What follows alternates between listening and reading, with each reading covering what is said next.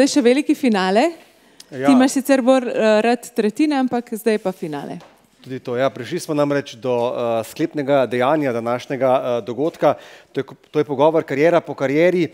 Vsakdo piše svojo zgodbo, v glavni vlogi pa nekdanji vrhunski slovenski športniki, ki so zaznamovali slovenski šport, se zapisali v njeno zgodovino. Danes pa nam bodo predstavili svoje izkušnje, saj so uspešni tudi v svoji drugi karieri. In z veseljem vabiva na oder doktorja Francija Petka, nekdanjega vrhunskega smučarskega skakalca, danes pa direktorja Zavoda Republike Slovenije Planica. Dobrodošli. Z nami je tudi Maja Matevžič, nekdanja vrhunska teniška igralka, ki se je zavedno zavezala tenisu in ustanovila svoj uspešen teniški klub, kjer je tudi vodja trenerjev in postavila svoj teniški center.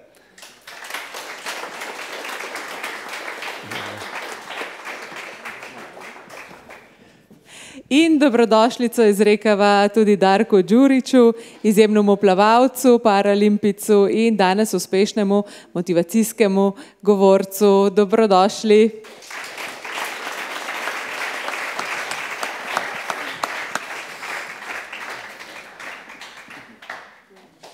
Res smo veseli, da vas lahko gostimo v naši družbi, da ste se odzvali našemu vabilu in si vzeli čas za tale pogovor.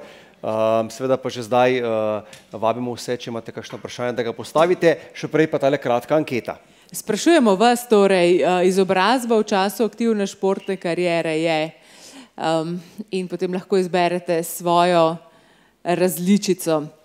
Zadostuje, da končaš osnovno šolo. Me veseli, da tega ni nihče izbral. Še, upam, da tudi ne bo. Zdaj morda že malo preveč pomagam. Kakorkoli že. Načeloma se kar strinjamo, večina tule v dvorani, da je tudi izobrazba zelo pomembna. Zdaj pa samo se moramo osredotočiti, če zadostuje osnovna šola ali ne. Za vas tri, za izhodišče, za osnovno razmišljanje, kako je bilo v času vaše aktivne športne kariere poskrbljeno za vaš finančni vidik? Ste skrbeli za to sami, so vam pomagali starši, ste imeli morda menedžerja, finančnega svetovalca? Maja, lahko morda vi začnete. Lahko lep pozdrav vsem. Ja, glede na to, da teniška kariera teniškega športnika in razvoj teniškega igralca je zelo finančno zahteven. Moram reči, da je tle veliko breme v začetku pač definitivno bilo na starših. Starši v bistvu v tenisu, zdaj ko imam svojo teniško šolo, pa kot drugim svetujem, pa ko sama imam izkušnje, se v bistvu odrečejo nekemu svojemu delu življenja, da lahko pač podpirajo kariero tenisača, tako da v začetku definitivno starši, mogoče malo kasneje, v kasnejših tam nekje pri 16 letih je bil tudi nek sponzor, ki je v bistvu mi rešil tisti preskok v člansko konkurenco, slovenski sponzor, kar je redko. Tako da potem kasneje sem podpisala kratko pogodbo z IMG agencijo, to je svetovno znana agencija, ki podpira vrhunske športnike. Tako da v bistvu se mora na poti poklopiti par stvari. Meni se jih je, ampak na koncu je prišla poškodba, o kateri tem bomo verjetno kasneje, kaj to pomeni. Tako da ja, starši in pa definitivno neka pomoč mora biti zunanja. Morda samo pod vprašanje, kdaj je pa vas osebno začelo zanimati finančno področje? V bistvu tukaj je spet veliko na starših. Če se z njimi o tem pogovarjaš, če o tem skozi športno pot veliko debatiraš, potem to pride dosti hitro. Zavedaš se, kakšen je vložek, zavedaš se, kaj to pomeni. Mogoče zdaj, ko sem starejša, gledam nazaj, so mi določene stvari še veliko bolj jasne, ampak predvsem je pomembno, da se o teh stvarih pogovarjaš in potem tem tudi razmišljaš. Darko, kako je bilo pri vas? Ste bili sami za vse? Vam je kdo pomagal? Ste imeli menedžerja, kakšne svetovalce?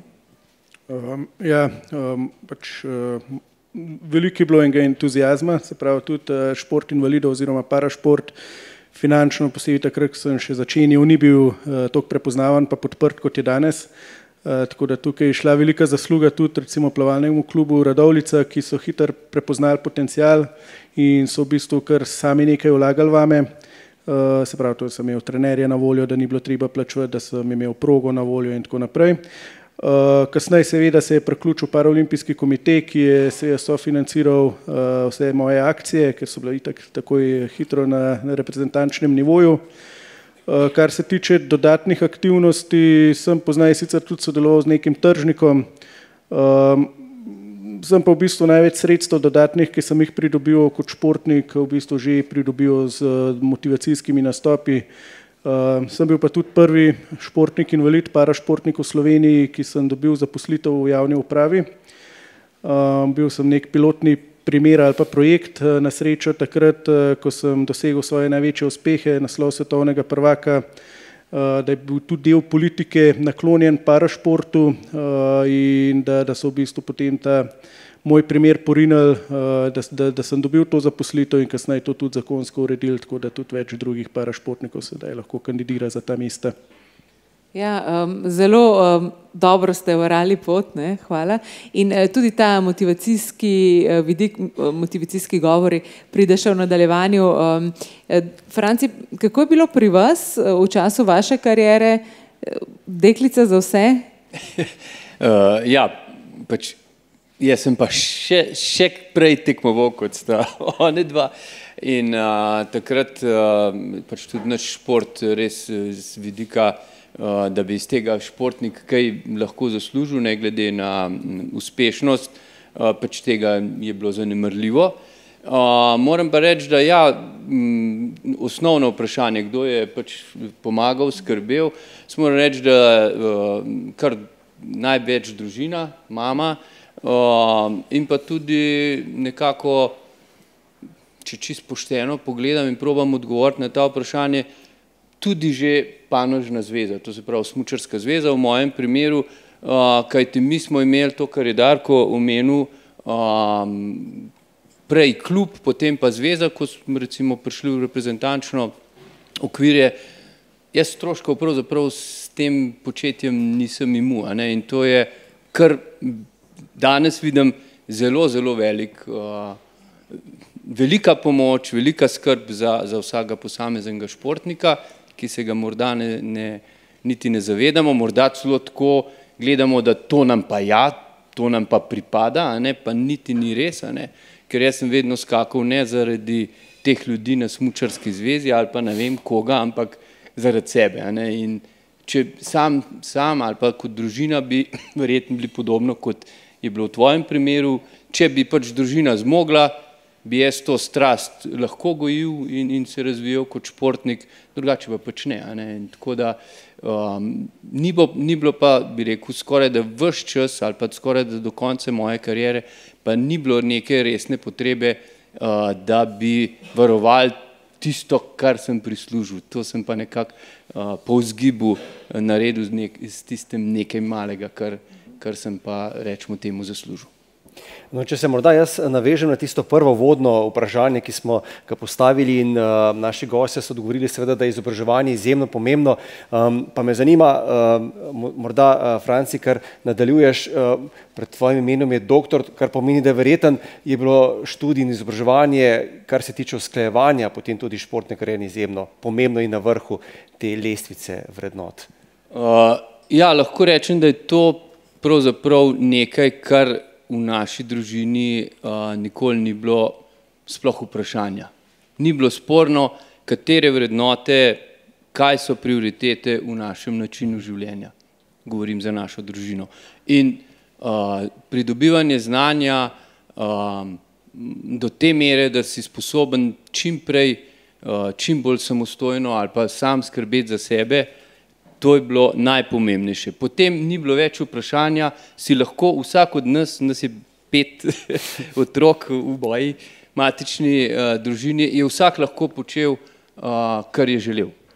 Ampak to je bilo pa res na vrhu. In danes, ko sem srečal tem, rečemo temu, po vašem odmoru, pogovorih, prepoznal bi lahko, sem si dostkrat zavedal, sem rekel, aha, kam pa jaz vlagam pravzaprav. In moram reči, da je največji donos mojega vlaganja je vlaganje v znanje, v srčnost za nekaj, kar počneš, kako rečem, čuječnost in pa spoštovanje do ljudi oziroma okolja, kjer se giblješ, kjer si povezan z nekom. Jaz mislim, da to največji donosi v mojem življenju, najbolj posrečene vlaganja so bila to. Najboljša naložba, vsekakor. Maja, kako je bilo v tvojem primeru? Mislim, so bila leta, ko si pravzaprav rekla, ok, šole na stranskem tiru, ali si vendar poskušala v svojem času svoje aktivne kariere usporedno peljati šolo in šport? Nekako sem uspela to, po osnovni šoli sem šla na športno gimnazijo Šiška v Ljubljani, kjer sem uspela nekako do konca drugega letnika usporedno tenis šola. Potem sem se pa zaradi boljših pogojev, tako teniških, finančnih, preselila v Italijo. V tistih časih teh online zadev pa tega še ni bilo, telefoni so komaj začeli prihajati, računalnika, ni bilo možno tega upravljati nadaljavo. No, tako da v bistvu sem zelo veliko začela brati v tistem času, naučila sem se italijansko, angleške knjige, tako da je bilo v bistvu moj prosti čas je bil na letalih, na letališčih je bil vložen za razliko od zdaj, ker pač nažalost otroci vlagajo to v telefone, socialna omrežja, sem jaz s njimi ni prestala drugega, kot da ali poslušanje muzike, branje knjig, tako da sem dala zelo določen čas to klasično izobraževanje na stran, ki sem ga kasneje po končani karieri dokončala. Sem se pa v bistvu posvetila isto po končani karieri, ker je zelo hitro prišla moja, pač pot se je hitro končala. Sem pa veliko vlagala potem, jaz sem vedno vedela, da hočem ostati v športu, da hočem ostati v tenisu, nisem niti dosegla vsega, kar sem si zastavila, tako da sem potem vlagala predvsem v izobraževanje, teniško izobraževanje, no, na področju tenisa, učenje otrok, vrhunski tenis, v bistvu cel spekter tenisa, tako da sem hodila po akademijah, gledala, brala, tako da moje izobraževanje je potekalo v to, kar pač zdaj pač delam. Ne. Morda še eno podvprašanje, že na začetku, ko smo se pogovarjali z Ivico Vuličem, je omenil poškodba, nekaj nepričakovanega, nekaj nepredvidljivega, pa vendar je tudi Ivica izpostavil, kako pomembno je imeti tudi nek plan B, C, če se ta plan A ne zide. Si tudi ti takrat razmišljala oziroma nisi stavila vendarle vse samo na šport, na tenis? Vedela sem, da vedno mi je bil šport že od majhnega, mi je nekako bil pač nekaj naravnega. Videla sem se v športu, videla sem se mogoče v tej vlogi poučevanja kasneje otrok tenisa, ne klasičnega poučevanja, kot zdaj recimo sem vodja teniške šole, tako da v bistvu imam še celo paleto drugih stvari, ni to moje primarno, da sem na igrišču in poučujem otroke.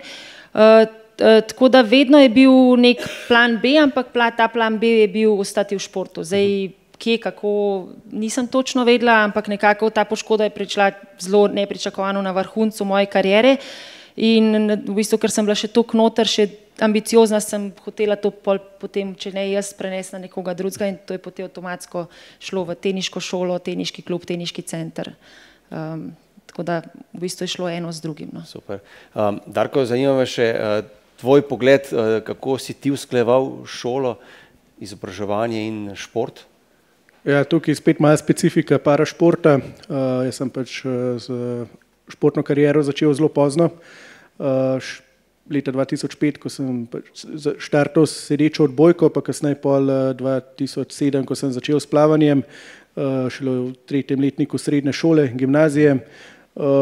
Jaz mislim, da me je to malo rešilo, da sem tako pozno začel, zato ker že v osnovi me šola ni preveč zanimala in ker se pač nisem hotel preveč učiti, sem imel izgovor, da presegam na zdravo kmečko pamet.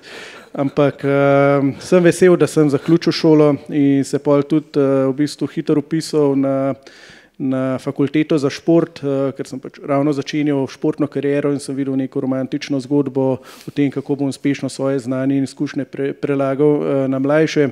Pa sem hitro ugotovil, da me to niti malo ne zanima, ker sem se pač tam počutil kot poje. Včeraj je bil Sting in Anglež v New Yorku, ko so se vsi pogovarjali o mišičnih skupinah, mene pa zanimalo, kjer koncert je bil prejšnji dan. Tako da sem se pol prepisal na fakulteto za poslovne vede in uspešno zaključil po 3 olimpijadah, se pravi po 12 letih, 10 letih. Ampak tudi spodbujam pri drugih, pri mladih, da vlagajo v šolanje, v izobrazbo, mogoče ne nujno klasično izobrazbo, ampak predvsem v znanje, izkušnje in da čim več sveta tudi izven športa vidijo.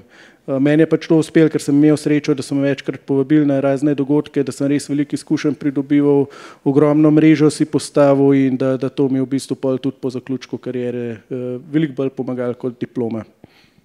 Darko, kar obdržite mikrofon za nov krog razmislekov o motivaciji, bi se zdaj pogovarjali. Kaj recimo vas žene? Kaj je bila recimo vaša motivacija, da ste po 12 letih končali fakulteto? Ali pa da greste na oder in poslovnežem razlagate o postavljanju ciljev? Motivacij je veliko, ampak prvo, moja športna motivacija je bila vedno preseganje nekih omejitev, predvsem tudi teh družbenih zaplankanih razmišljanj, da pač kaj nekdo zmore in kaj ne zmore in da če sem pač z eno roko dokazal, da lahko naredim tisto, kar so mi vsi rekli, da ne bom nikoli mogel početi, mi je bilo pač tisto in your face. To je bila tista moja motivacija. Kar se tiče podjetništva oziroma vseh stvari, jaz mislim, da zgodbo ali pa z izkušnjami, ki jih imam, da lahko pomagam drugim.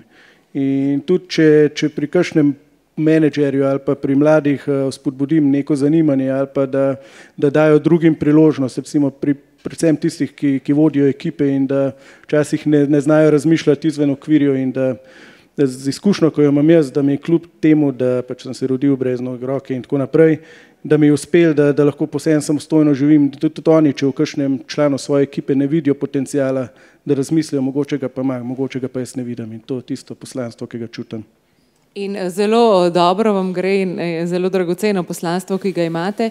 Maja, kako ste vi to svojo motivacijo ali pa poslanstvo v bistvu čez noč nekako morali spremeniti od te popolne osredotočenosti nase, na svoj dosežek, na svoj ekosistem, potem v skrb za druge, pač dajanje, prilagajanje tudi drugim?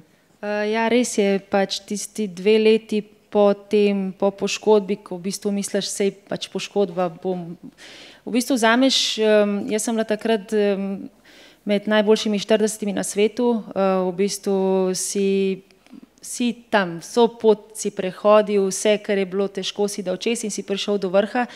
In potem dejansko se to iz danes na jutr konča. In jaz sem 1-2 leti kar imela težave, da sem to pač sprejela, da res ne bo šlo več. In ja, težko je bilo, ampak ja, od športa sem imela to, da se je treba vedno dvigati, tako da sem hitro šla gledati za novimi izzivi, kaj in kako. Nekaj časa je trajalo, da pač stvari postaviš na svoje noge, ampak vedno me žene naprej neki izziv, neko dokazovanje samo sebi, mogoče, ko si mlajši, tudi drugim.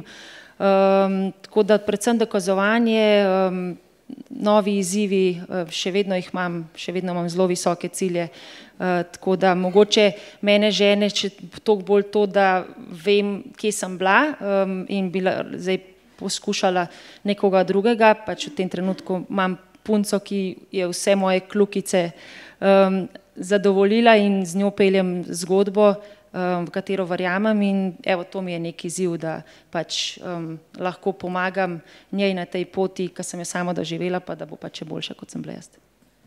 Držimo pesti, bomo spremljali seveda. Franci Petek, za vas se vedno zdi, da ste optimistični, dobro razpoloženi, da vse nekako teče. Nas lahko morda popeljete v najtemnejše obdobje svoje kariere, življenja? Odkot ste takrat črpali moč, motivacijo? Moram pa zdaj fejs pomisliti. To takoj pozabim. Aha, no to je že dober nasvet. Mislim, predvsem takrat, ko je res temno in si kakšen dan res rečeš, to je pa Safar. Ja, mislim, kaj se zdaj reče? Težko. Ne vem. Pač to je pa res, vse gre narobe, kaj, a ne. Predvsem je dostikrat tako, da si rečem, lej, ne smil si sam vse, so ljudje, ki imajo bistveno večje težave, izzive in res nerešljive situacije, pa probam se zmeraj reči, ne računaj, da bojo drugi začeli te pomagati, najprej sam sebi začni pomagati. Tako da, mislim, vse so bile razne situacije, ampak res kukor, da to nekam tako skrijem, kot da ni, pa je. Ampak dejansko ta nasvet, ja, pomagaj si sam. Potlej pač ljudje opazijo, da se nekaj matraš, da se nekaj trudiš, pa ti kakšen pride pomagati. In seveda v teh najtemnejših trenutkih je zelo pomembna tudi mentalna priprava športnika. Pa me zanima, kako ste vi trije v času aktivne športne kariere skrbeli za to psihološko pripravo. Franci, kako je bilo v vašem primeru? No, res je, skoki so, pravzaprav bi skoraj lahko rekel, da je to potem, ko enkrat te osnove imaš osvojene, so to popolnoma stvar tvoje psihe, čustvu, kako znaš to s pravo mero in v pravem trenutku uporabiti in usmerjati. Ja, imeli smo že v mojih časih tudi, bi rekel, učenje od teh klasičnih vizualizacij do potem umirjanja in tako naprej.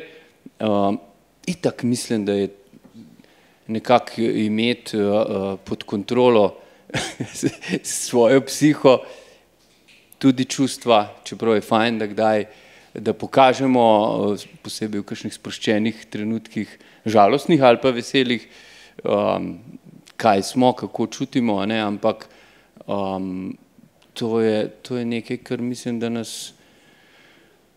nas zelo, zelo definira oziroma nam zelo usmerja, kako se bodo dogodki razvijali. Tako da je izjemno pomembno. In se spomnimo verjetno tudi mnogi teh vaših teh pozitivnih čustev ob zmagah, uspehih in tako naprej. In tega seveda niste skrivili, kar je zelo lepo in lep spomin. Maja, kako si ti v času kariere skrbela za ta segment psihološke priprave, tudi pri tenisu? Vemo, včasih ena točka, ena poteza lahko spreobrne tekmo povsem drugačno smer, kot si želimo. Ja, jaz sem s športnim psihologom začela delati tam dokaj pozno, ampak takrat v bistvu sem začutila, da ga res potrebujem za nek nižji nivo, kar se je potem tudi pač mi je pomagalo in se je pokazalo, ker dejansko kasneje pridejo še vedno bolj stresni trenutki, ki jih moraš obvladati, rabiš pomoč, rabiš nekoga za pogovor, zato ker samo nekdo, ki je v tem bil, te razume. Lahko se ti pogovarjaš z ljudmi, prijatelji, ampak nekdo, ki je dejansko te trenutke dal čez, in tukaj športni psihologi, ki so delali z veliko športniki, to prepoznajo, vejo, te umirijo, že samo klic pred tekmo je dovolj, da te mogoče umiri, ti da neke pozitivne smernice. V mlajših letih pa moram reči, da si dejansko sam, gradiš se sam, čez poraze, čez zmage, čez, kakor je prej omenil, dnevi, ko gre vse narobe, pa potem pride dan, ko je vse fenomenalno, in iz tega v bistvu potem, jaz sem vedno črpala iz teh izkušenj. Vedela sem, da je bilo lahko res slab dan, ampak da bo mogoče čez en teden ali pa čez en mesec prišel dan, ko bo pa vse poklikalo in bo vse ok, in to me tudi v bistvu danes tisto. Ko je res težko, vem, da definitivno bo prišel dan, ko se bojo stvari postavili na mesto, je pa res, da to verjetno ne bo naslednji dan, ampak bo mogoče čez teden ali pa čez 2 leti. Tako da mentalna priprava pa je izjemno pomembna. Se pravi, jaz sem pozno, nekateri malo prej, je pa res, da se otroci gradijo sami, dokler otrok nima neke zgrajene neke osebnosti, je tudi zelo težko zdaj na nekih stvarih delati, ampak primarno smo mi tudi trenerji tam kot na nek način psihologi, ki moramo z njimi delati v pozitivno, njim vlivati upanje, ker oni imajo že tako dosti borb sami sabo, odraščajo, tako da smo jim mi nek začetni psiholog. Super. Darko, da še vaš pogled, zakaj je pomembno, da je ta mentalna, psihična priprava nekega športnika povsem bi morala biti ali pa je enakovredna tudi neki telesni, taktični, tehnični pripravi na neko tekmo oziroma nastop. Mislim, da se vsi vedno bolj zavedajo, da je mentalna priprava isto ali pa še bolj pomembna kot fizična. Jaz zdaj se lahko rečem, da sem bil izjemno zahteven športnik za delati z mano, kar sem se kasneje začel zavedati, ampak in največjo težavo sem imel v motivaciji za trening. Ko sem jaz na tekmo prišel, tam nisem imel nobene težave, jaz sem pač oddelal svoje, želel sem si nastopati in ta adrenalin me je vedno gnal naprej, ampak da sem pa celo sezono oddelal na nivoju, je bil pa v bistvu zame velik challenge. Mogoče tudi to zato, ker sem zelo pozno začel s treningi in da nisem bil natreniran in navajen tega, ampak in ja, kasneje sem tudi proti koncu, mislim, da zadnjih 5 let svoje športne kariere sem delal športnim psihologom in največ sva seveda delala na teh notranjih motivatorjih, temeljih, zakaj sploh treniram, zakaj želim zjutraj v 5 vstati, da tam v mrzlo vodo skočim. In v bistvu, kar bi si najbolj želel, da bi mi nekdo na začetku moje športne kariere že povedal tisto, kar so mi kasneje potem na Nizozemskem, ko sem 1 leto tam treniral z njihovo reprezentanco, povedal in tudi slovenski mislec Nejc Zaplotnik zapisal, da je pomembna pot in ne cilj. Jaz sem pa ravno obratno, sem videl samo cilj in tudi recimo, ko sem zmagal na svetovnem prvenstvu, sem se veselil 5 minut, potem sem že razmišljal, da hočem še paraolimpijsko medaljo. In sem samo to videl in če nisem vsakega koraka pravilno naredil do tiste poti, ker sem vedel, da je to izjemno zahteven cilj, se mi je vse skupaj sesul, tako da mislim, da ta podpora je res pomembna. Kot vidite, imamo res izjemne goste danes in bomo veseli tudi še kakšnega vašega vprašanja. Maja, morda o tej pogodbi, ki ste jo omenili na začetku, prva sponzorska pogodba, tega se zagotovo spomnite. Povejte nam morda, kako je prišlo do tega, kaj ste vi takrat občutili, wow, zdaj pa nekaj veljam ali... V bistvu sem, verjetno moja družina, moj oče je to bolj občutil kot neko olajšanje, da je prišla neka pomoč, ki sem jo nujno potrebovala. Tenis je res finančno zelo, zelo zahteven šport, sploh vse stvari vse v bistvu kot drugi športi, samo da je tukaj še potovanja, hoteli, trenerji, kondicijski trenerji, res veliko stvari moraš noter zajeti, če hočeš imeti najboljšo možno ekipo. Seveda je bilo to pri meni v tistih letih, ko sem se razvijala, skoraj da nemogoče s finančnimi pogoji, ki sem jih imela, doseči. Tako da se pravim, ko sem prišla v leta, ko sem začela lahko služiti denar, ko so prišle prve sponzorske pogodbe, sem ta denar pač porabila za svoj razvoj, naredila sem si boljšo ekipo, kar se mi je kasneje tudi obrestovalo. Tako da prva sponzorska pogodba je šla v moj nadaljni razvoj. Super. Darko, kaj je bila morda vaša prva naložba? Bili ste tudi v startup ekosistemu, kako ste tam začeli morda razmišljati o denarju, o naložbah? Jaz mislim, da moja največja naložba je bila oseben brand.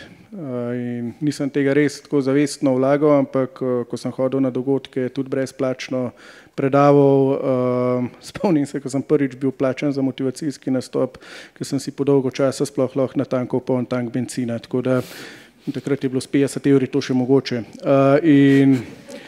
In to v bistvu vedno sem potem to vlagal v to. Sredstvo pa seveda ni bilo toliko veliko, da bi res lahko rekel, zdaj bom jaz resno razmišljal o vlaganju. Veliko sem tudi potem, ali sem za prehrano poskrbel, kakšne take stvari. Ampak kasneje startup, ja, to je pa spet luknja brez dna.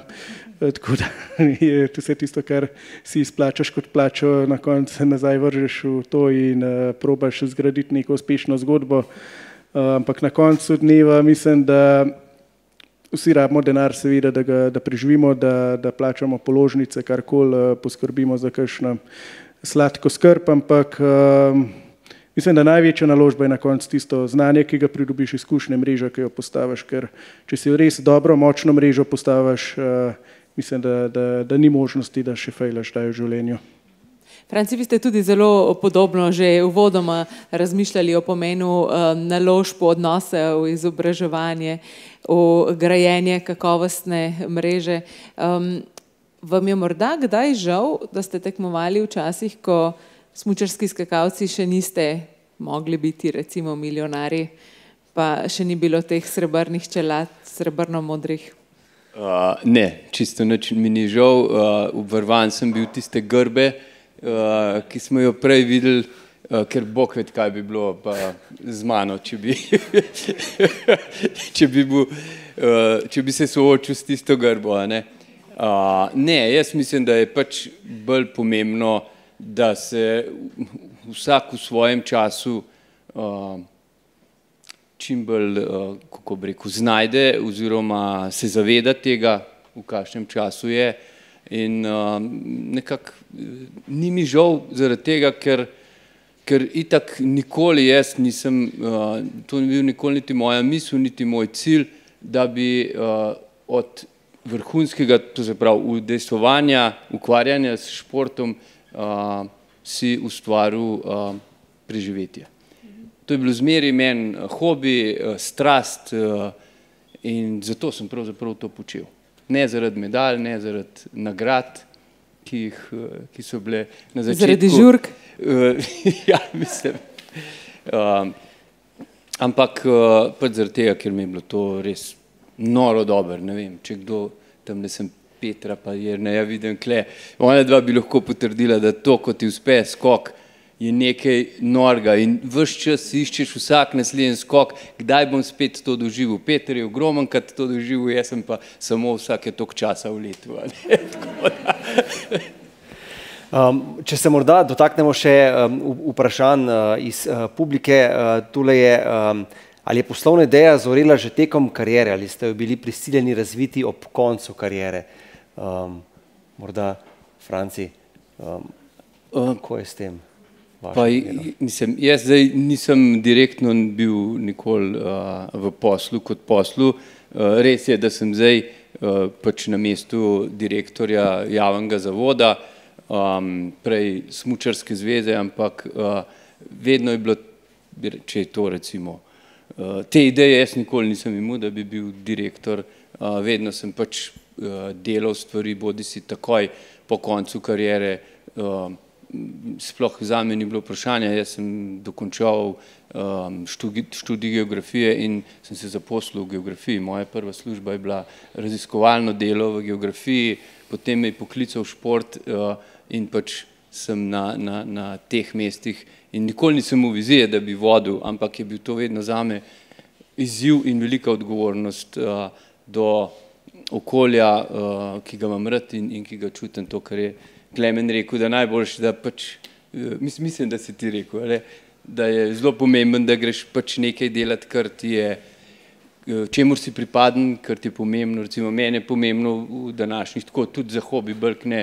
vem, kako delamo z energijo, kako delamo z okoljem, pa nisem nič poslovno direktno vezan, ampak čisto hobi. Darko? Kako je stavo in tvoje poslovne ideje?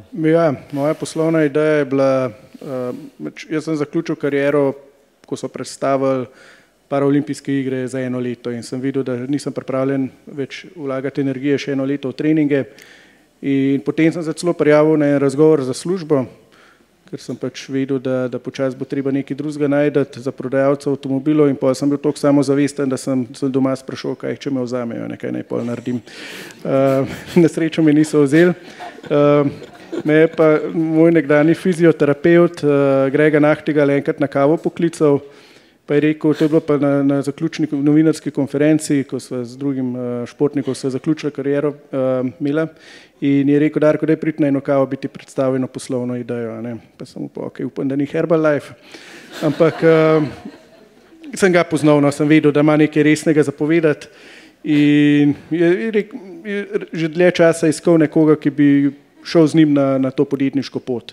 Jaz pojma nisem imel o podjetništvu, nisem imel kaj startup, pač majčkeno sem poznal izraze, nisem vedel, kaj pomeni graditi ekipo. Sem rekel, ok, greva. In mi ni žal, ker res to, kar sem se naučil v teh letih, tudi kako razvijaš idejo, kako gradiš ekipo, kako motiviraš druge. Potem pa sem vmes še vedno sodeloval tudi pač na raznih motivacijskih nastopih, na dogodkih in pa sodeloval sem tudi s paraodbojko, ki je bil pač moj prvi šport in prve ljubezni nikoli ne pozabiš. Kot igralec nisem bil več motiviran, sem pa postal team manager moške in ženske reprezentance in sem pač poleg startupa še tukaj sodeloval in ko sem zaključil svojo epizodo o startupu, sem takoj prišel nazaj in v bistvu zdaj tukaj spet lahko nadgrajujem še eno zgodbo, ki sem jo prej že počel. Ja, prve ne pozabiš, nikoli pravijo. Maja, si ti v času profesionalne kariere že vedela, da želiš razviti, postaviti neko teniško šolo, postaviti teniški center in tako naprej? Ne, vedno, kot sem že rekla, sem hotela ostati v športu, ostati v tenisu se lahko pogovarjam 24 ur na dan, tako da to je res moj passion. Tako da ne, v bistvu, ker sem bila prisiljena tako hiter iz te kariere pač profesionalnega športnika na najvišjem nivoju iti v nekaj drugega, je potem to počasi raslo, vedno bolj mi je bilo jasno, kaj hočem. Potem vedela sem, da hočem še več, tako da sem v bistvu šla v svoj center, povezala sem se z ljudmi, iskala sem ljudi, ki so hoteli isto še več, ki so ambiciozni, ki so imeli vizijo, to mi je uspelo, povezala sem se z njimi in zdaj skupaj v bistvu gradimo, rastemo. Mreža je vedno večja, tujina je prišla zraven, tako da je ta kariera na začetku, ko je bila v bistvu postavljena ideja v teniški šoli, v teniškem centru, se v bistvu zdaj samo še nadgrajuje, gradi in pač mreže se širijo še drugam in trenutno se mi pač poti vedno bolj odpirajo, no, tako da sem vesela, da sem zbrala to pot in da sem pač ostala zvesta športu, ki mi je dal zelo veliko. In tudi mi smo seveda veseli. Hvala lepa res vsem za tale iskriv in pa iskren klepet, pogovor in seveda veliko uspeha na vaši nadaljnji poti vam želimo. Hvala lepa. Hvala vam. Darko Đurić, Maja Matevžič, Franci Petek.